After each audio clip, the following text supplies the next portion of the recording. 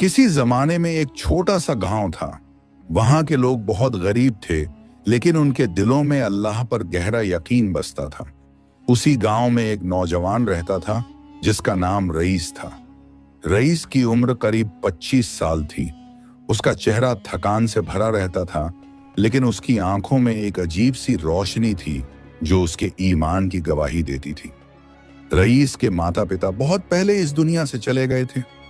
बचपन से ही उसने गरीबी और भूख को बहुत करीब से देखा था। उसके पास न कोई जमीन थी, न कोई पक्का घर। मिट्टी और फूस से बनी एक छोटी सी झोपड़ी ही उसकी पूरी दुनिया थी। जब भी बारिश होती, झोपड़ी टपकने लगती, और जब धूप होती तो अंदर आग सी लग जाती। फिर भी रईस ने कभी अल्लाह से शिकायत नहीं की। हर सुबह फजर की अजान के साथ ही रईस उठ जाता, वुजू करता और टूटी सी मस्जिद में जाकर नमाज अदा करता। नमाज के बाद वह देर तक हाथ उठाकर दुआ करता। उसकी दुआ में एक ही बात होती, ऐ अल्लाह मुझे हलाल रोजी दे और मेरे सब्र को मजबूत रख। इसके बाद वह काम की तलाश में निकल पड़ता। गांव में काम बहुत कम था। कभी किसी के खेत में मजदूरी मिल जाती तो कभी पूरे दिन खाली हाथ गुजर जाता। कई बार ऐसा भी होता कि 2-2 दिन तक उसके घर में चूल्हा नहीं जलता। पेट की आग उसे अंदर से जला देती, लेकिन उसकी जुबान पर फिर भी यही शब्द होते, अल्लाह बेहतर करने वाला है। एक दिन की बात है, कई दिनों से गांव में काम बिल्कुल बंद था। सूखा इतना बढ़ चुका था कि खेतों में दरारें पड़ गई थी। लोग खुद परेशान थे तो किसी और को काम कहां से देते। उस दिन रईस सुबह से शाम तक पूरे गांव में घूमता रहा। हर दरवाजे से उसे सिर्फ मायूसी मिली। सूरज ढलने लगा और उसके कदम भारी हो गए। शाम के वक्त वह गांव के बाहर एक सूखे पेड़ के नीचे बैठ गया। उसके पेट में दर्द हो रहा था। कमजोरी के कारण उसका सिर घूम रहा था। उसकी आंखों के सामने अंधेरा छाने लगा, लेकिन उसी हालत में भी उसने आसमान की तरफ देखा और बहुत धीमी आवाज में कहा, ऐ मेरे रब, तू मुझे देख रहा है, तू जानता है मेरे हाल को। मैं भूखा हूं लेकिन मायूस नहीं हूं। उसी वक्त उसके दिल में एक ख्याल आया। गांव के आखिरी छोर पर एक बूढ़ी अम्मा रहती है। वह बहुत बीमार है और चल भी नहीं सकती। अक्सर लोग कहते थे कि उसके घर में भी कई कई दिन चूल्हा नहीं जलता। रईस उठ खड़ा हुआ। उसके पास खुद खाने को कुछ नहीं था, लेकिन उसके दिल ने कहा कि अम्मा का हाल उससे भी ज्यादा खराब होगा। रईस धीरे धीरे अम्मा की झोपड़ी की तरफ चला। अंधेरा गहराने लगा था। रास्ता कच्चा था और पैरों में ताकत नहीं थी। जब वह झोपड़ी के पास पहुंचा तो अंदर से खांसी की आवाज आई। उसने धीरे से आवाज दी, अम्मा मैं रईस हूं। अंदर से कमजोर सी आवाज आई, बेटा अंदर आ जाओ। रईस अंदर गया। झोपड़ी में बस एक टूटा हुआ बिस्तर था और एक कोने में मिट्टी का चूल्हा। अम्मा बिस्तर पर लेटी हुई थी। उसका चेहरा बहुत कमजोर लग रहा था। रईस ने हाल पूछा तो अम्मा की आंखों में आंसू आ गए। उसने कहा, बेटा 2 दिन से कुछ खाया नहीं है। रईस का दिल कांप उठा। उसने अपनी जेब टटोली। उसमें सिर्फ एक सूखी रोटी का छोटा सा टुकड़ा था जो उसे कल किसी ने दिया था। वही उसकी पूरी पूंजी थी। उसने बिना एक पल सोचे वह रोटी अम्मा के हाथ में रख दी। अम्मा ने हैरानी से देखा और कहा, बेटा तू क्या खाएगा? रईस मुस्कुरा दिया। उसने कहा, अम्मा अल्लाह बड़ा है, आज आप खा लीजिए, मेरा रब मुझे भूखा नहीं रखेगा। अम्मा की आंखों से आंसू बहने लगे। उसने कांपते हाथों से रोटी ली और रईस के लिए दुआ की। रईस बाहर निकल आया। अब उसके पास कुछ भी नहीं था, न रोटी, न पैसे, न सहारा। रात बहुत ठंडी थी। रईस अपनी झोपड़ी में आकर चुपचाप लेट गया। पेट की आग और बढ़ गई थी, लेकिन उसके दिल में अजीब सा सुकून था। उसने आंखें बंद की और कहा, ऐ अल्लाह, आज मैंने तेरे भरोसे अपना सब कुछ दे दिया है। अब मैं सिर्फ तुझ पर हूं। धीरे धीरे उसकी आंख लग गई। आधी रात के करीब उसे बाहर से किसी के चलने की आवाज आई। पहले तो उसने ध्यान नहीं दिया, फिर दरवाजे पर दस्तक हुई। रईस घबरा कर उठा। इतनी रात को कौन हो सकता है? उसने दरवाजा खोला। सामने 2 मुसाफिर खड़े थे। उनके कपड़े धूल से भरे थे और चेहरे पर थकान साफ नजर आ रही थी। उनमें से एक ने कहा, बेटा क्या हमें आज रात ठहरने की जगह मिल सकती है? रईस ने बिना कुछ सोचे दरवाजा पूरा खोल दिया। उसने कहा, मेरे पास देने को कुछ नहीं है, लेकिन आप अंदर आराम कर सकते हैं। यह झोपड़ी छोटी है मगर दिल बड़ा है। मुसाफिर अंदर आए। उन्होंने रईस का शुक्रिया अदा किया। थोड़ी देर बाद उनमें से एक ने थैला खोला और उसमें से रोटियां निकाली। उसने कहा, बेटा, अल्लाह ने हमें रास्ते में बहुत दिया है, क्या तुम हमारे साथ खाना खाओगे? रईस की आंखें भर आईं। उसने आसमान की तरफ देखा और दिल ही दिल में कहा, ऐ मेरे रब, तू कितना करीम है। उस रात तीनों ने साथ बैठकर खाना खाया।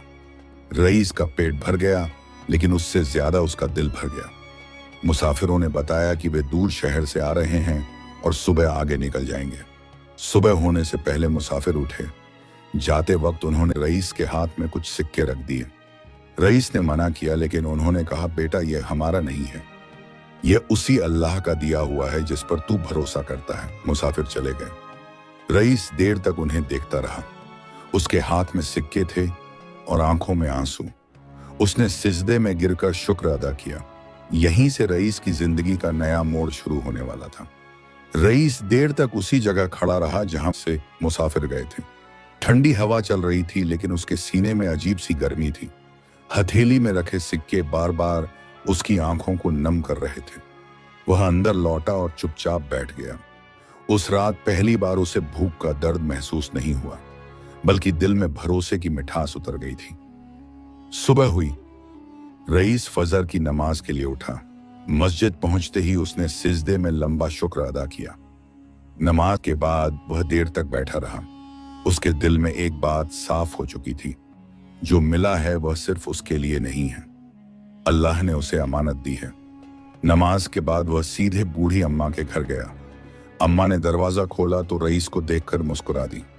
रईस ने झुककर सलाम किया और कहा, अम्मा, आज अल्लाह ने बहुत करम किया है। वह बाजार से थोड़ा आटा, दाल और दवा लेकर आया था। अम्मा की आंखों में आंसू उतर आए। उसने कांपते हाथ उठाकर दुआ दी। उस दिन गांव में पहली बार लोगों ने रईस के चेहरे पर एक अलग रोशनी देखी। वह किसी से कुछ मांगने नहीं निकला था, बल्कि कुछ देने निकला था। यह बदलाव लोगों को हैरान कर रहा था। कुछ दिन बीते। रईस मेहनत करता रहा। कभी खेत में मजदूरी, कभी जंगल से लकड़ियां लाना। जो भी थोड़ा बहुत मिलता वह खुद पर कम और दूसरों पर ज्यादा खर्च करता। कई लोग उसे समझाते कि अपने लिए भी बचा कर रखो, लेकिन रईस बस मुस्कुरा देता और कहता, जिसने दिया है वही फिर देगा। एक शाम गांव में खबर फैली कि पास के कस्बे से एक बड़ा व्यापारी आ रहा है। उसे अपने गोदाम के लिए मजदूर चाहिए थे। गांव के बहुत से लोग वहां पहुंच गए। रईस भी गया। व्यापारी ने सबको देखा और कुछ सवाल पूछे। जब रईस की बारी आई तो व्यापारी ने उसकी आंखों में झांक कर कहा, तू डरता नहीं है? रईस ने शांत आवाज में कहा, मैं अल्लाह के सिवा किसी से नहीं डरता। व्यापारी कुछ पल चुप रहा, फिर उसने कहा, मुझे ऐसे ही आदमी की जरूरत है। उसने रईस को काम पर रख लिया। मजदूरी अच्छी थी और काम लगातार था। रईस की जिंदगी में पहली बार स्थिरता आई, लेकिन उसका दिल अब भी गरीबों के लिए धड़कता था। हर शाम वह गांव लौट कर देखता कि किस घर में चूल्हा नहीं जला। जहां जरूरत होती वह चुपचाप मदद कर देता। धीरे गांव के बनने लगे। पहले जो लोग सिर्फ अपनी चिंता करते थे, अब एक दूसरे का हाल पूछने लगे। रईस उनके लिए कोई अमीर आदमी नहीं था, बल्कि उम्मीद बन चुका था। एक दिन वही बूढ़ी अम्मा बहुत बीमार पड़ गई। रईस उसे लेकर कस्बे के हकीम के पास गया। इलाज में खर्च था। रईस के पास उतने पैसे नहीं थे। वह एक के पास था। उसकी आंखें बंद थीं और सांसें धीमी थीं। रईस ने उसका हाथ पकड़कर दुआ की, ऐ अल्लाह, अगर इसकी जिंदगी में बाकी है तो इसे बचा ले। सुबह होते होते अम्मा की हालत बेहतर होने लगी। हकीम ने कहा, दुआ काम आ गई है। उस दिन रईस बहुत थक गया था। उसके पास अब फिर से कुछ नहीं बचा था, लेकिन दिल में फिर वही सुकून था। कुछ हफ्तों बाद व्यापारी ने रईस को बुलाया। उसने कहा, मैं शहर जा रहा हूं, यह गोदाम अब तुम्हारी जिम्मेदारी है। रईस घबरा गया। उसने कहा, मैं इस काबिल नहीं हूं। व्यापारी ने मुस्कुराकर कहा, काबिल वही होता है जिसे अल्लाह चुनता है। रईस की जिंदगी ने नया मोड़ लिया। जिम्मेदारी बढ़ी, लेकिन उसका ईमान और मजबूत हुआ। उसने कभी किसी का हक नहीं मारा, नाप तौल में कभी धोखा नहीं दिया। लोग दूर दूर से उसके पास आने लगे। एक दिन वही दो मुसाफिर फिर गांव पहुंचे। इस बार उनके चेहरे पर सुकून था। उन्होंने रईस को पहचान लिया। उन्होंने कहा, बेटा, हमने सुना है तू अब बहुत बदल गया है। रईस ने सिर झुका लिया और कहा, मैं नहीं बदला, अल्लाह ने मुझे संभाल लिया है। मुसाफिरों की आंखों में चमक थी। उन्होंने कहा, याद है उस रात तूने हमें बिना कुछ पूछे जगह दी थी? आज हम एक मदरसे के लिए मदद इकट्ठा कर रहे हैं, क्या तू साथ देगा?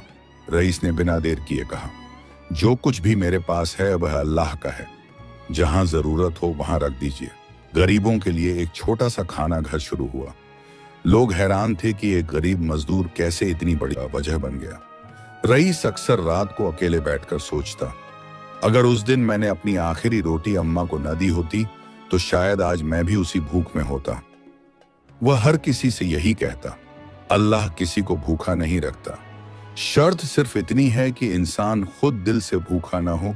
रईस की जुबान से निकले ये शब्द धीरे धीरे पूरे गांव की रगों में उतरने लगे थे। लोग उसे सुनते तो सिर हिलाते, लेकिन हर कोई उस बात की गहराई तुरंत नहीं समझ पाता। रईस अब सिर्फ एक मजदूर या गोदाम का जिम्मेदार नहीं रहा था, बल्कि वह लोगों के लिए एक आईना बन गया था। वह सुबह सबसे पहले मस्जिद जाता और रात को सबसे आखिरी घर लौटता। उसके कदमों में अब भी सादगी थी, लेकिन उसके फैसलों में गहराई आ चुकी थी। वह जान चुका था कि अल्लाह जब देता है तो सिर्फ पेट नहीं भरता बल्कि दिल भी भर देता है, और जब दिल भर जाता है तो इंसान अपने आप दूसरों के लिए खाली हो जाता है। गांव में अब रोज शाम को कुछ बच्चे उसके पास आकर बैठने लगे थे। वह उन्हें कहानियां सुनाता था, अपने बचपन की भूख की, अपनी माँ की यादों की, अपने बाप की मेहनत की, और उस रात की जब उसने आखिरी रोटी दे दी थी। बच्चे उसे बड़े ध्यान से सुनते और उनकी आंखों में एक नई उम्मीद जन्म लेने लगती। एक दिन गांव के कुछ अमीर लोग उसके पास आए। उन्होंने कहा, रईस, तुम लोगों को जरूरत से ज्यादा सिखा रहे हो। अगर गरीब बहुत सोचने लगेंगे तो सवाल भी पूछेंगे। रईस ने पहली बार उनकी आंखों में आंखें डालकर बात की और बहुत शांति से कहा, अगर सवाल सच्चाई से पैदा हो तो उनसे डरना नहीं चाहिए। यह बात कुछ लोगों को चुभ गई। उसी दिन से रईस के लिए रास्ते आसान नहीं रहे। गोदाम में अचानक हिसाब की जांच शुरू हो गई। कुछ लोग उस पर उंगली उठाने लगे। कहा जाने लगा कि यह आदमी जरूरत से ज्यादा ईमानदार बनता है। रईस सब सुनता रहा, लेकिन उसने किसी को जवाब नहीं दिया। वह जानता था कि यह भी एक इम्तिहान है। एक शाम जब वह थका हुआ घर लौटा तो देखा कि उसकी झोपड़ी के बाहर वही बूढ़ी अम्मा बैठी हैं। उसके हाथ में तस्बीह थी और आंखों में अजीब सी चमक। रईस ने घबराकर पूछा, अम्मा, आप यहाँ कैसे? अम्मा ने कहा, बेटा, आज मेरा दिल घबरा रहा था इसलिए यहाँ चली आई। रईस ने उसे अंदर बैठाया और पानी दिया। अम्मा ने कहा, बेटा, जब इंसान ऊपर उठता है तो उसे नीचे खींचने वाले हाथ भी पैदा हो जाते हैं, लेकिन जो अल्लाह के लिए झुकता है उसे कोई गिरा नहीं सकता। रईस की आंखें भर आईं। उसी रात उसे पहली बार डर महसूस हुआ, लेकिन वह डर दुनिया का नहीं था। वह डर यह था कि कहीं उसका दिल बदल न जाए। उसने पूरी रात जागकर दुआ की कि ऐ अल्लाह, मुझे उसी हालत में रखना जिस हालत में तूने मुझे पाया था। अगले दिन एक अजीब खबर फैली। व्यापारी जिस पर रईस काम करता था उस पर शहर में बड़ा इल्जाम लगा था। उसके सारे गोदाम सील होने वाले थे। लोग कहने लगे कि रईस भी अब फंस जाएगा। कुछ लोग खुश भी थे। रईस को बुलाया गया। शहर के अफसर के सामने वह अकेला खड़ा था। उससे सवाल किए गए। रईस ने हर सवाल का जवाब सच से दिया, न कम न ज्यादा। अफसर ने बहुत देर तक उसे देखा और कहा, तुम चाहो तो बच सकते हो, अगर थोड़ा सा समझौता कर लो। रईस ने सिर झुका लिया और कहा, मैं सच से समझौता नहीं कर सकता। उस दिन रईस सब कुछ खो बैठा। काम चला गया, जिम्मेदारी छिन गई। लोग कहने लगे, अब देखो इसका अल्लाह इसे कैसे खिलाता है। शाम को वह खाली हाथ गांव लौटा। वही रास्ता, वही झोपड़ी, वही सन्नाटा। फर्क सिर्फ इतना था कि अब उसके पास कुछ भी नहीं था। उसने झोपड़ी में कदम रखा और बैठ गया। पेट खाली था, लेकिन दिल में कोई शिकायत नहीं थी। उसने आसमान की तरफ देखा और कहा, ऐ अल्लाह, तूने फिर मुझे उसी जगह ला खड़ा किया जहां से तूने उठाया था। अगर यही तेरी मर्जी है तो मुझे कबूल है। उसी रात गांव में जोर की बारिश हुई। बरसों बाद इतनी बारिश। लोग खुश थे। सूखी जमीन सांस लेने लगी। सुबह होते ही खबर आई कि पास की नदी में पानी भर गया है और खेतों में जान लौट आई है। गांव के लोग खेतों की तरफ दौड़े। रईस भी गया।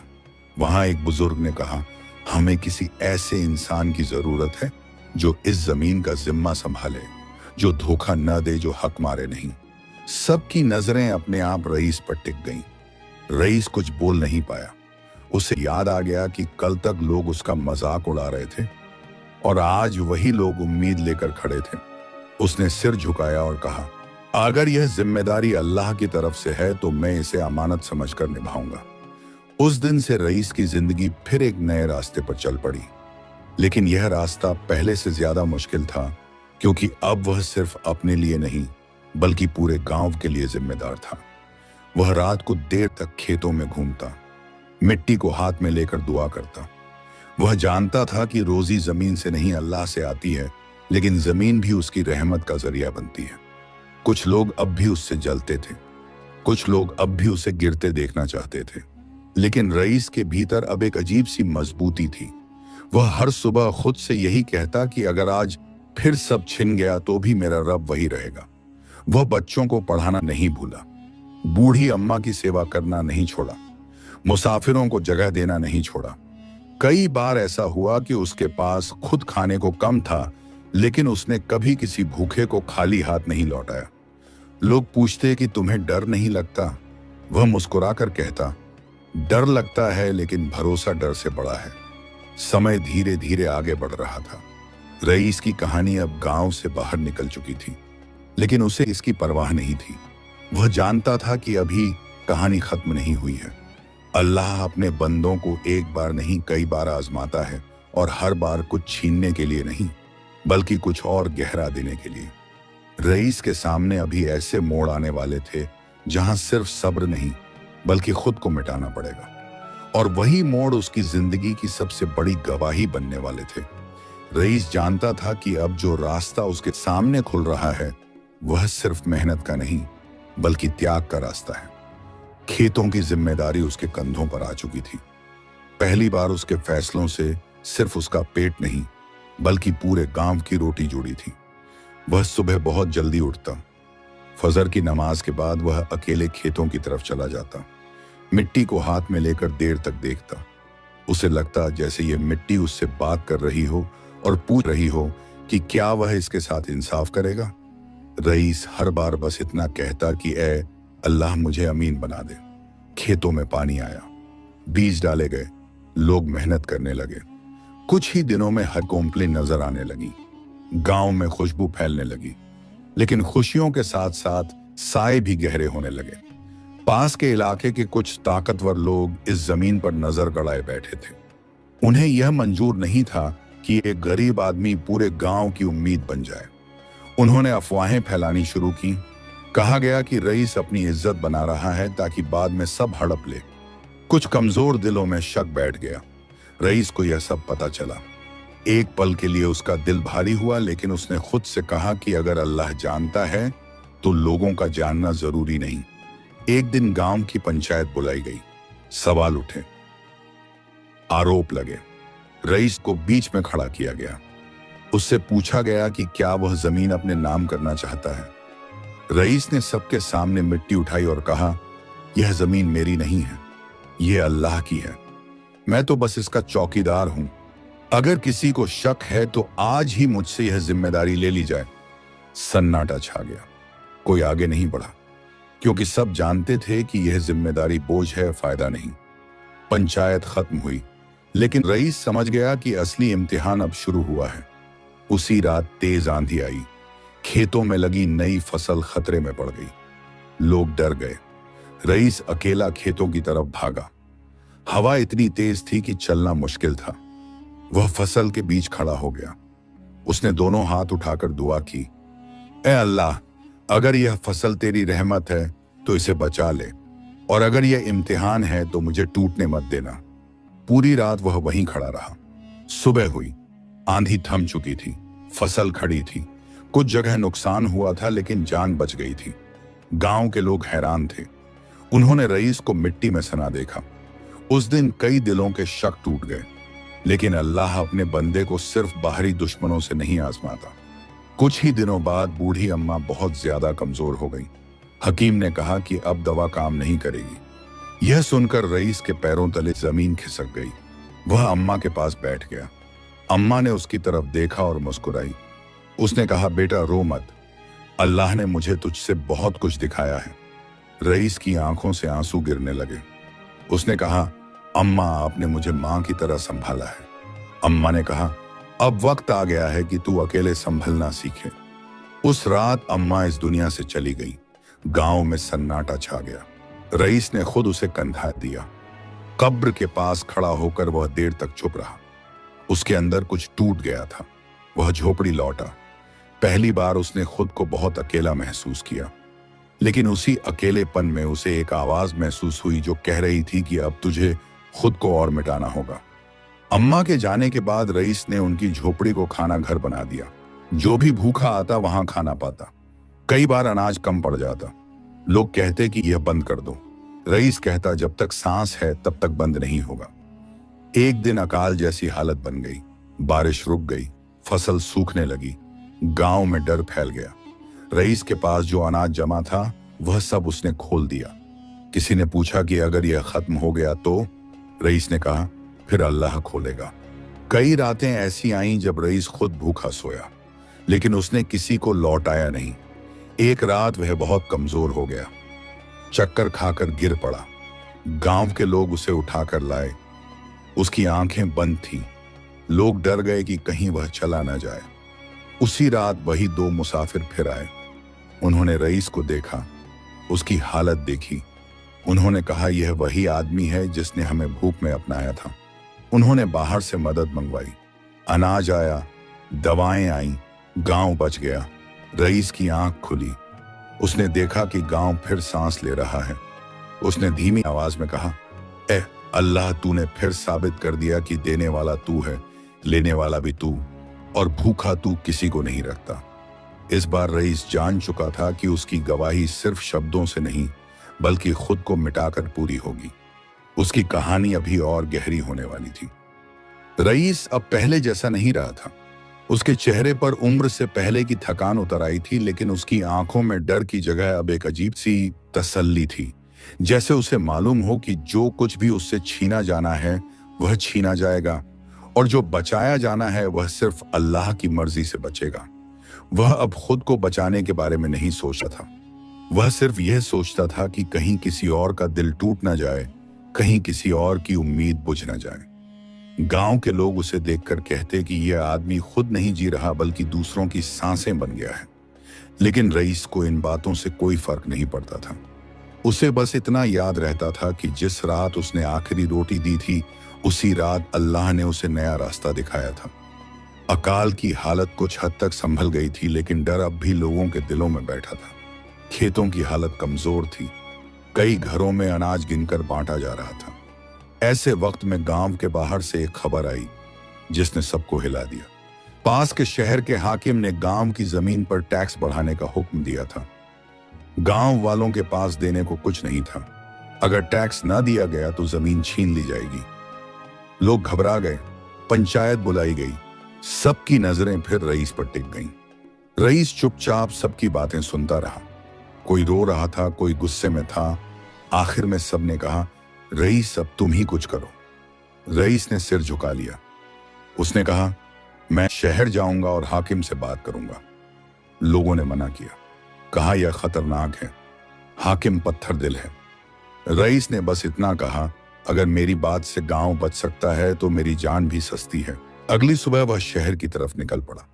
रास्ता लंबा था, धूप तेज थी, उसके पास खाने को बहुत कम था, लेकिन उसके कदम रुके नहीं। हर कदम के साथ उसके दिल में एक ही दुआ थी कि ऐ अल्लाह मेरे कदमों को गांव की हिफाजत बना दे। शहर पहुंचकर उसने हाकिम के दरबार में जाने की इजाजत मांगी। पहरेदारों ने उसे धक्के दिए, उसकी सादगी देखकर हंसे, लेकिन रईस वहीं बैठ गया। उसने कहा, जब तक बात नहीं होगी मैं नहीं जाऊंगा। कई घंटे बीत गए। आखिर हाकिम ने बुलाया। रईस को अंदर ले जाया गया। हाकिम आलीशान कुर्सी पर बैठा था। उसने ऊपर से नीचे तक रईस को देखा और कहा, तू कौन है? रईस ने शांति से कहा, मैं उस गांव का आदमी हूं जहां भूख रहती है लेकिन चोरी नहीं रहती। हाकिम हंसा। उसने कहा, भूख से कोई पाक नहीं बनता। रईस ने कहा, लेकिन ईमान से बनता है। रईस ने गांव का हाल बताया, अकाल की बात कही, बूढ़ों और बच्चों की हालत बयान की। उसने कहा, अगर जमीन छिन गई तो लोग सड़क पर आ जाएंगे। हाकिम कुछ पल चुप रहा, फिर बोला, टैक्स तो देना पड़ेगा। रईस ने कहा, मैं टैक्स दूंगा। हाकिम चौंक गया। उसने कहा, तू देगा?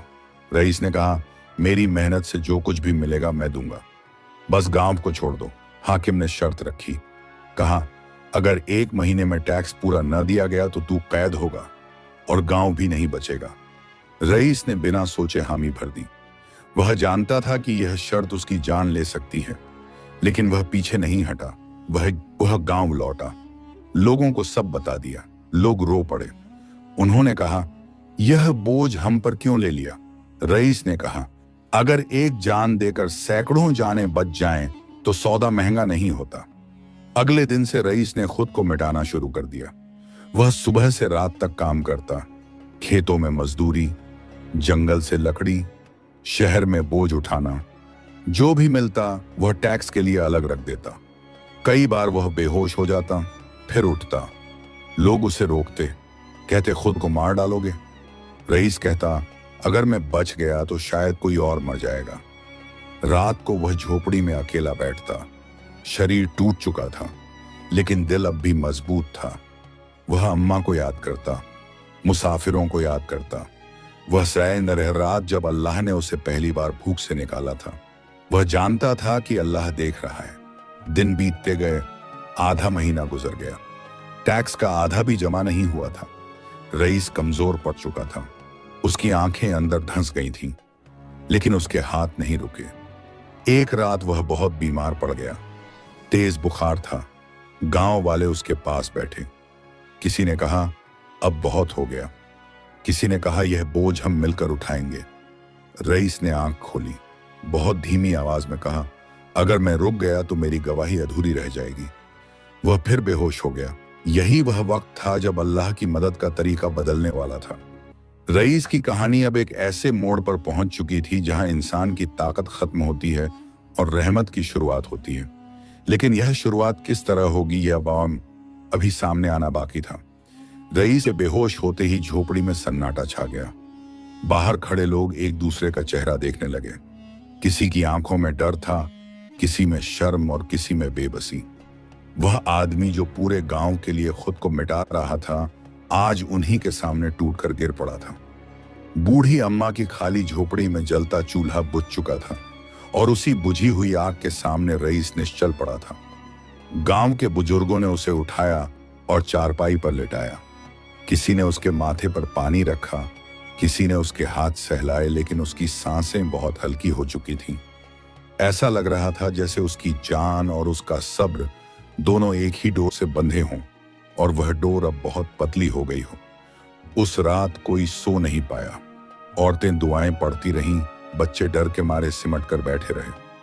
हर किसी के दिल में एक ही सवाल था, अगर रईस को कुछ हो गया तो हम क्या करेंगे? पहली बार गांव वालों को एहसास हुआ कि जिस आदमी को वे हमेशा मजबूत समझते रहे वह भी इंसान है और इंसान की एक हद होती है। आधी रात के करीब रईस ने आंखें खोली। उसकी नजर छत पर टिक गई। होंठ हिले लेकिन आवाज मुश्किल से निकली। उसने बस इतना कहा, ए अल्लाह, मेरी सांसें ले ले, लेकिन मेरी नीयत मत बदलना।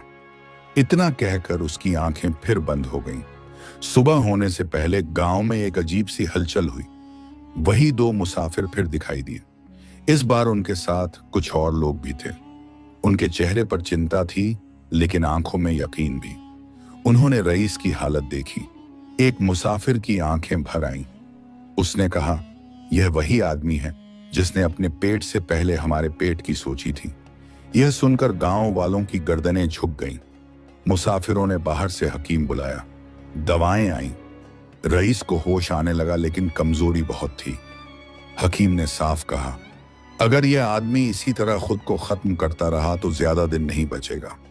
यह सुनकर गांव के लोगों के दिल कांप गए।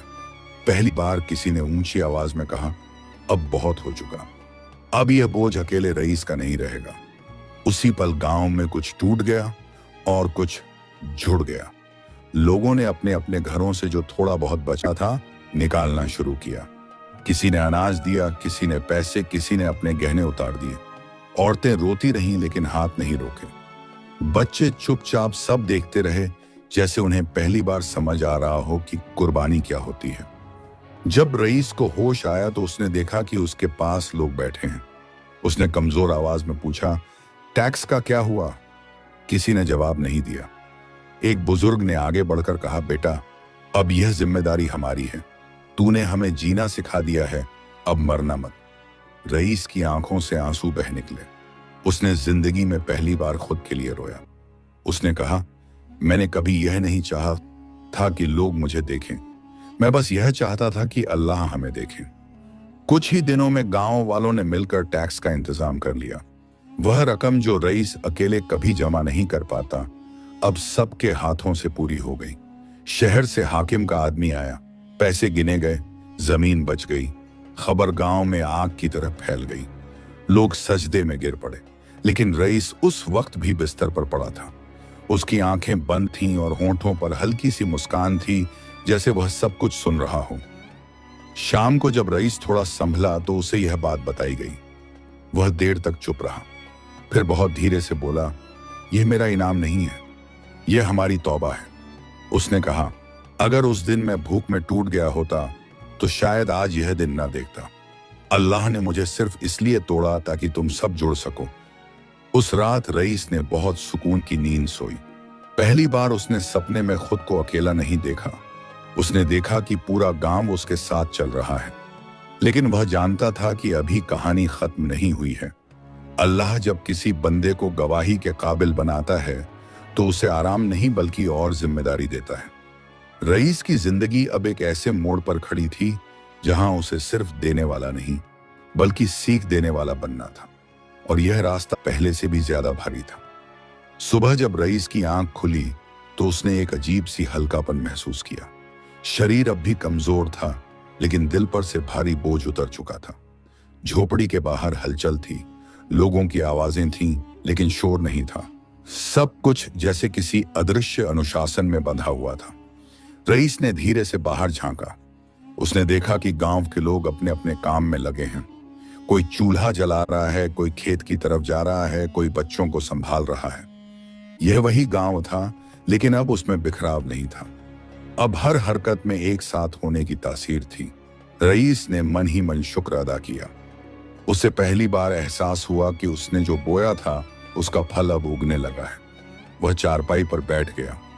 उसी वक्त कुछ बच्चे उसके पास आए। उनके हाथ में मिट्टी की पट्टियां थीं, जिन पर उन्होंने कच्चे और अक्षरों में कुछ लिखा था। एक बच्चे ने कहा, चाचा, हमने पढ़ना शुरू कर दिया है। रईस की आंखें भर आईं। उसने बच्चों के सिर पर हाथ रखा और कहा, यही मेरी सबसे बड़ी कमाई है। कुछ देर बाद गांव के बुजुर्ग आए। उन्होंने रईस के सामने बैठकर कहा, बेटा, अब तुझे अकेले उठने की जरूरत नहीं। हम सब तेरे साथ हैं, लेकिन हमें रास्ता दिखाने वाला चाहिए। रईस चुप रहा।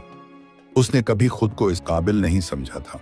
उसने कहा, मैं कोई बड़ा आदमी नहीं हूं, मैं वही हूं जो भूख में टूटा था। बुजुर्ग ने कहा, और वही टूटन आज हमारी ताकत है। रईस ने उस दिन पहली बार लोगों से खुलकर बात की। उसने कहा, अगर हमें इस गांव को बचाए रखना है तो हर किसी को थोड़ा थोड़ा मिटना होगा। सिर्फ एक आदमी का जलना काफी नहीं होता। लोगों ने सिर हिलाया। उसी दिन तय हुआ कि गांव में कोई भूखा नहीं सोएगा। जिसके पास ज्यादा होगा वह चुपचाप कम वाले के दरवाजे तक पहुंच जाएगा, बिना नाम बिना दिखावे। दिन बीतने लगे। रईस धीरे धीरे ठीक होने लगा। वह फिर खेतों में जाने लगा, लेकिन अब उसके साथ लोग भी होते। काम पहले से ज्यादा था, लेकिन थकान कम लगती थी क्योंकि अब जिम्मेदारी बंटी हुई थी। गांव में एक नई रौनक लौटने लगी। बच्चे हंसने लगे। औरतों की आंखों से डर कम होने लगा। मर्दों की पीठ फिर सीधी होने लगी। एक दिन शहर से खबर आई कि वही हाकिम हटाया जा रहा है। उसकी जगह नया हाकिम आएगा। गांव में खामोशी छा गई। लोगों को डर लगा कि फिर कोई नई मुसीबत ना आ जाए। रईस ने सबको जमा किया और कहा, डर से पहले भरोसा रखो। अगर हमने इंसाफ नहीं छोड़ा तो अल्लाह भी हमें नहीं छोड़ेगा। नया हाकिम आया। उसने गांव का दौरा किया। जब उसने गांव की हालत देखी तो हैरान रह गया। उसने पूछा, यह सब कैसे हुआ? लोगों ने एक साथ रईस की तरफ इशारा किया। हाकिम ने रईस को बुलाया, उसे गौर से देखा और कहा, मैंने बहुत गांव देखे हैं, लेकिन ऐसा गांव नहीं देखा जहां लोग खुद को पीछे रखकर एक दूसरे को आगे करते हों। रईस ने सिर झुका लिया। उसने कहा, यह मेरा काम नहीं है, यह भूख का सबक है।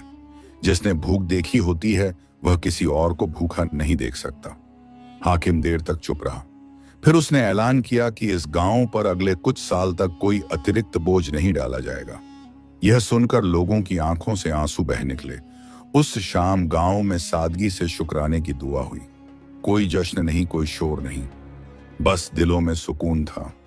रईस एक कोने में बैठा सबको देखता रहा। उसने महसूस किया कि उसकी गवाही अब उसके शब्दों से आगे निकल चुकी है। अब उसकी खामोशी भी बोलने लगी थी। रात को वह फिर उसी झोपड़ी में लेटा, आंखें बंद की। इस बार सपने में उसने खुद को आगे चलते नहीं देखा, बल्कि बीच में चलते देखा। उसके आगे भी लोग थे और पीछे भी। उसने मुस्कुराकर कहा, ऐ अल्लाह, अगर यही तेरा मकसद था तो तूने मुझे सही जगह तोड़ा। लेकिन कहानी यहीं रुकने वाली नहीं थी। जब इंसान खुद को मिटा देता है तो अल्लाह उसे और ऊंचे इम्तिहान के लिए चुनता है। रईस के सामने अब ऐसा मोड़ आने वाला था जहां उसे सिर्फ अपने गांव के लिए नहीं, बल्कि अपनी पूरी पहचान के लिए खड़ा होना था। और वह मोड़ उसकी सबसे खामोश लेकिन सबसे भारी गवाही बनने वाला था। रईस की जिंदगी अब एक ऐसे मोड़ पर खड़ी थी जहां रास्ते साफ दिखाई देते थे, लेकिन मंजिल पहले से कहीं ज्यादा भारी थी। गांव अब संभल चुका था। भूख पूरी तरह खत्म तो नहीं हुई थी, लेकिन डर खत्म हो चुका था। और डर खत्म हो जाए तो इंसान आधी जंग जीत लेता है। रईस अब हर सुबह खेतों की तरफ नहीं भागता था, बल्कि लोगों के बीच बैठकर उनकी बातें सुनता था। वह समझ चुका था कि भूख सिर्फ पेट की नहीं होती, भूख इज्जत की भी होती है, भरोसे की भी होती है, और सबसे खतरनाक भूख होती है दिल के अंदर की खालीपन की। एक दिन शहर से कुछ पढ़े लिखे लोग गांव आए। उन्होंने कहा कि वे आसपास के इलाकों का हाल देखने आए हैं। जब उन्होंने इस गांव की हालत देखी तो हैरान रह गए। उन्होंने पूछा कि यहाँ कोई बड़ा सरदार या नेता कौन है। गांव वालों ने एक साथ रईस का नाम लिया। रईस को बुलाया गया। वह वही सादा कपड़ों में उनके सामने खड़ा था। ना कोई रौब, ना कोई दावा। उन लोगों ने उससे सवाल किए, कैसे तुमने लोगों को जोड़ दिया? कैसे तुमने भूख में भी ईमान को बचाए रखा?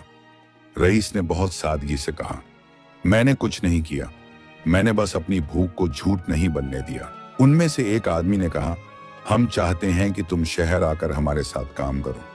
तुम्हारी सोच बहुत लोगों की जिंदगी बदल सकती है। यह पहली बार था जब रईस के सामने ऐसा मौका आया था। शहर, आराम, पहचान, लेकिन उसी पल उसके सामने गांव के चेहरे घूम गए। बच्चे, बूढ़े, खेत, मिट्टी, अम्मा की झोपड़ी। वह चुप रहा, फिर बोला, अगर मेरी मौजूदगी से यह गांव कमजोर पड़ जाएगा तो मैं कहीं नहीं जाऊंगा। अगर मेरा जाना इसे मजबूत बना देगा तो मैं जाने के लिए भी तैयार हूं। यह सुनकर सब चुप हो गए। उस रात रईस बहुत देर तक जागता रहा।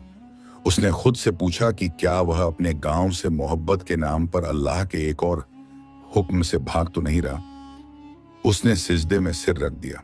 बहुत देर तक कुछ नहीं कहा, बस दिल ही दिल में यही दोहराता रहा कि ऐ अल्लाह, हाँ, जहां तू चाहे वहीं रख दे।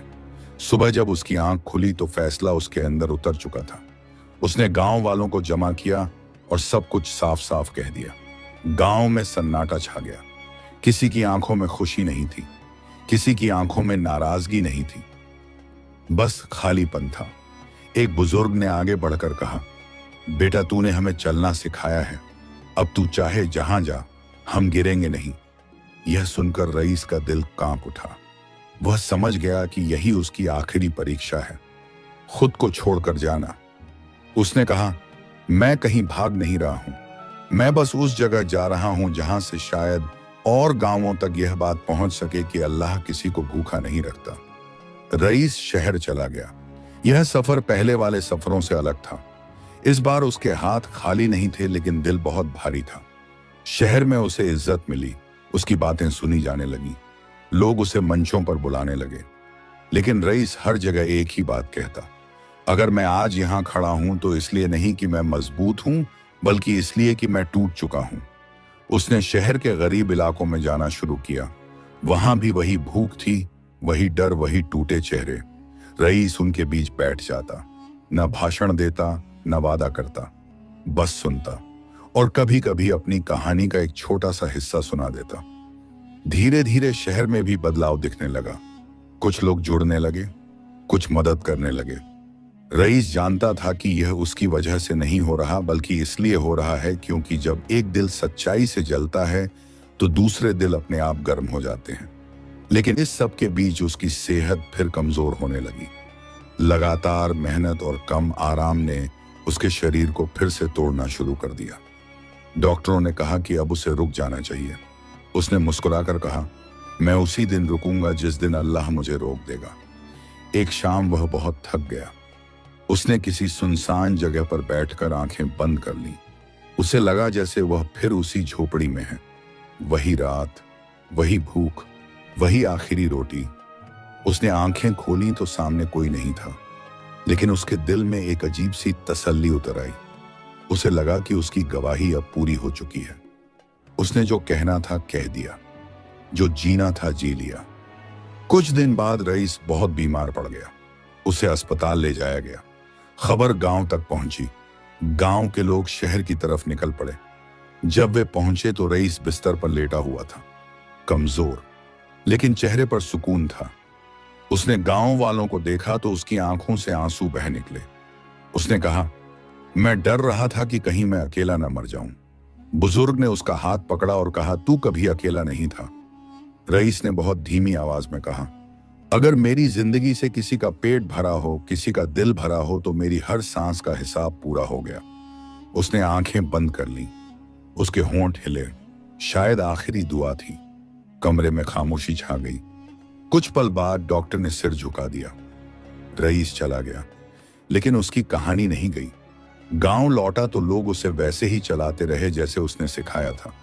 शहर में भी उसके नाम से नहीं, उसके काम से लोग एक दूसरे की मदद करने लगे। कोई मूर्ति नहीं बनी, कोई बड़ा बोर्ड नहीं लगा। बस एक बात रह गई जो लोग एक दूसरे से कहते थे, अल्लाह किसी को भूखा नहीं रखता। शर्त सिर्फ इतनी है कि इंसान खुद दिल से भूखा ना हो। और यही थी रईस की पूरी गवाही। शब्दों से शुरू हुई, खुद को मिटाकर पूरी हुई। तो प्यार दोस्तों, अगर यह कहानी आपको अच्छी लगी हो, अगर इस कहानी ने आपके दिल को छुआ हो, तो हमारे चैनल को लाइक और सब्सक्राइब जरूर करना, ताकि ऐसी ही सच्ची और दिल को छू लेने वाली कहानियां हम आप तक लाते रहें। शुभ